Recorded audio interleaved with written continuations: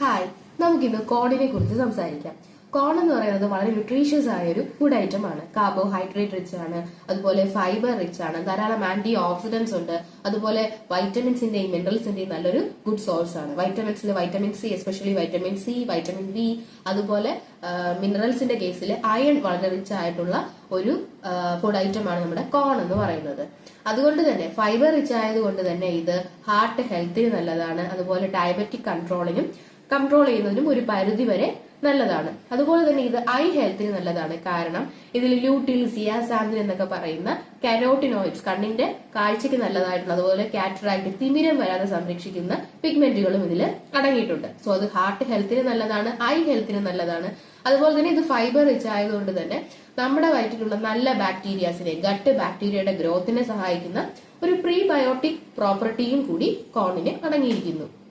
പക്ഷേ ഇത് എക്സസ് ആയാലും പ്രശ്നമാണ്. ഞാൻ ആദ്യം പറഞ്ഞു കാർബോഹൈഡ്രേറ്റ് റിച്ച് ആണെന്ന്. ഹൈ കാർബോഹൈഡ്രേറ്റ് ആയതുകൊണ്ട് തന്നെ ഒത്തിരി കഴിച്ചാൽ എന്താണ്, നിങ്ങൾക്ക് ഷുഗർ സ്പൈക്ക് ഉണ്ടാകാം. അതുപോലെ തന്നെ this is not everyone's cup of tea. കാരണം ചിലർക്ക് കോൺ അലർജി ഇഷ്യൂ വരാറുണ്ട്. അപ്പൊ നിങ്ങളൊന്ന് ടെസ്റ്റ് ചെയ്ത് നോക്കിയ ശേഷം കൺസ്യൂം ചെയ്യാനായിട്ട് ശ്രമിക്കുക. അതുപോലെ തന്നെ എക്സസ് ആയിട്ട് കഴിച്ചാല് വയറിന് നല്ലതാണെന്ന് പറഞ്ഞു. ഫൈബർ റിച്ച് ആയതുകൊണ്ട് തന്നെ സ്റ്റൂളിന്റെ ബൾക്കൊക്കെ തരുന്നുണ്ട്.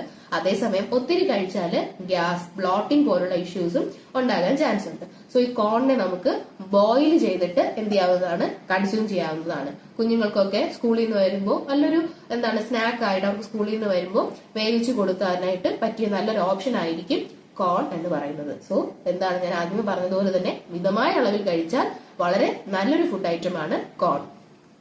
ശരിക്കും ഈ കോൺ എന്ന് പറയുന്നത് ഒരു സിറിയൽ ആണോ, അല്ലെങ്കിൽ ഫ്രൂട്ട് ആണോ, അല്ലെങ്കിൽ വെജിറ്റബിൾ ആണോ?